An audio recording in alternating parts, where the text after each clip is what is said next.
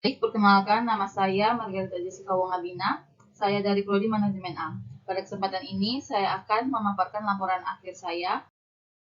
Pada kesempatan pertama, saya akan membahas mengenai sejarah berdirinya Puskesmas Ketang. Awal berdirinya Puskesmas Ketang yang terletak di Kecamatan Lalak, Kabupaten Manggarai ini, dikarenakan pelayanan kesehatan agak jauh dari Desa Bangkalelak ke Cancar atau ke Rumah Sakit Cancar. Didirikannya Puskesmas sebagai pusat pelayanan kesehatan yang terdekat bagi masyarakat yang ada di Desa Kawong. Mereka mengusulkan kepada Bapak Bupati yang saat itu menjabat, kemudian melalui proses dalam lingkungan Bupati dan Dinas Kesehatan, maka berdirilah Puskesmas Ketang pada tahun 1980 hingga saat ini. Pada materi yang pertama ini, yaitu pengorganisasian. Saya ingin menjelaskan bahwa Puskesmas atau Pusat Kesehatan Masyarakat merupakan fasilitas pelayanan kesehatan yang menyelenggarakan upaya kesehatan masyarakat untuk mencapai derajat kesehatan masyarakat. Pada pengorganisasian ini terdapat yaitu struktur organisasi. Untuk struktur organisasi Puskesmas, yaitu struktur yang baganya merupakan bagan formal, yang mana sudah sesuai dengan Permenkes yang merupakan bagan vertikal. Poin kedua di sini dan terdapat pembagian kerja. Pas itu berdasarkan struktur organisasi Puskesmas yang sudah dibuat masing-masing sudah memiliki tugas dan tanggung jawab. Puskesmas ini juga berhubungan dengan pemerintahan karena kan Puskesmas merupakan unit pelayanan terkecil dan bagian dari pemerintah. Dari yang kedua yaitu penetapan tujuan. Dalam menetapkan tujuan organisasi, Puskesmas memiliki beberapa bagian penting yang mana menjadi pokok utama untuk menetapkan tujuannya sama.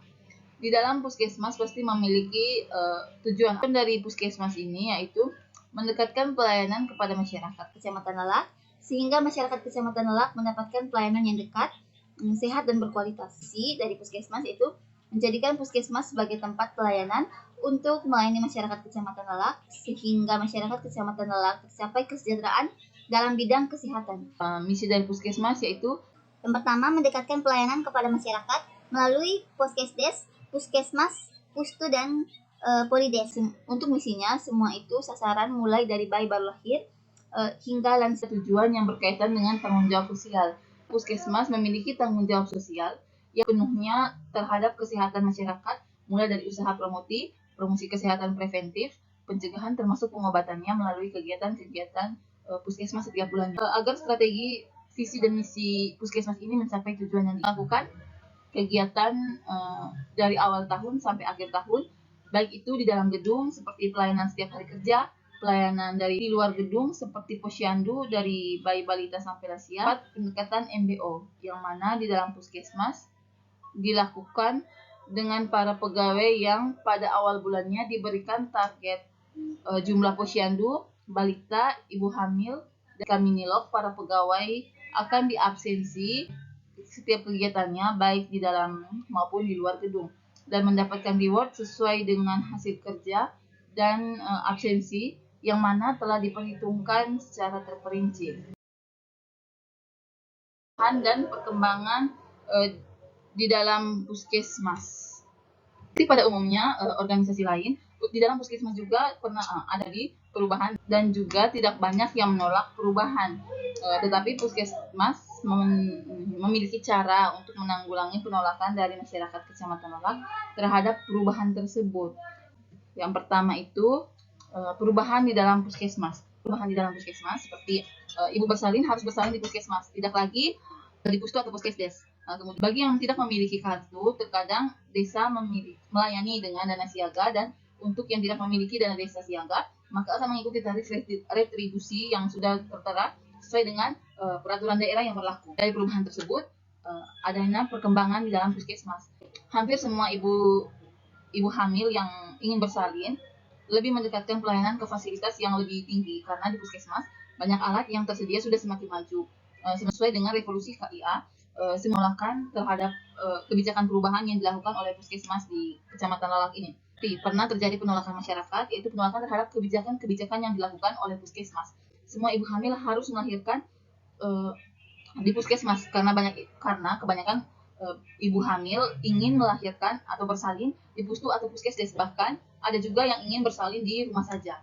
Untuk penolakan tersebut, Puskesmas memiliki penanggulangannya, melakukan kunjungan ke setiap ibu hamil, bahkan kunjungan ke setiap rumah, dengan melibatkan kepala desa, bapak camat, bahkan masyarakat yang masih menolak terjadinya perubahan, mau diajak bekerja sama untuk semakin maju. Kemudian pada materi yang keempat ini, yaitu penyusunan personalia. Penyusunan personalia yang ada di dalam puskesmas, yaitu perencanaan sumber daya manusia, di mana dalam puskesmas, perencanaan sumber daya manusia ini yaitu merekrut pegawai sesuai dengan kebutuhan. Yang kedua yaitu adanya proses penyusunan personalia di puskesmas Ketang, seperti dari seleksi, orientasi, penempatan, dan pemberian latihan. Penyusunannya, semua penyusunan personalianya itu sama saja caranya dari keempat jenis pegawai. Proses perekrutan dan penempatan dilakukan oleh BKD, kemudian ke puskesmas. Ketika SK-nya telah sampai di puskesmas, maka puskesmas baru berhak untuk meminta latihan dan pengembangan. Meningkatkan atau mengembangkan kompetensi dari para sehingga mereka bisa merefresh setiap ilmu pengetahuan yang terbaru dan melakukan kembali praktek puskesmas sehari-hari. Ada juga yang mengikuti pelatihan-pelatihan di kabupaten yang diadakan oleh pemerintah daerah. Pemberian balas jasa dan penghargaan. Dalam hal ini disediakan bagi para pegawai sebagai kompensasi pelaksanaan dan motivasi kerja, yang mana Puskesmas memberikan kompensasi sesuai dengan Permenkes nomor 6 tahun 2019, disesuaikan dengan jumlah kerja, daftar hadir, dan beban kerja yang ada di dalam Puskesmas setiap harinya. Personalia juga terdapat perencanaan dan pengembangan karir. Dalam perencanaan dan pengembangan karir ini, yang dilakukan oleh Puskesmas hanya khusus untuk pegawai ASN, itu adalah kenaikan jabatan dan kenaikan pangkat setiap 2 tahun sekali. Di dalam Puskesmas juga adapun untuk meningkatkan keamanan dan kesejahteraan kesehatan pegawai, memiliki organisasinya masing-masing. Tindakan pelayanan berdasarkan dengan ketentuan perundang-undangan yang berlaku dan sesuai dengan SOP juga untuk kesejahteraan kesehatan para pegawai. Dan yang pertama itu pemeriksaan kesehatan pekerja di pos UKK setiap bulannya. Kemudian yang ketiga, pencegahan dan pengobatan terhadap penyakit umum dan penyakit akibat kerja. Kemudian yang terakhir itu adanya P3K. Pada materi yang kelima ini, sesuai dari hasil wawancara itu pembuatan keputusan dilakukan oleh kepala puskesmas seperti dalam perpindahan pegawai sesuai dengan kebutuhan.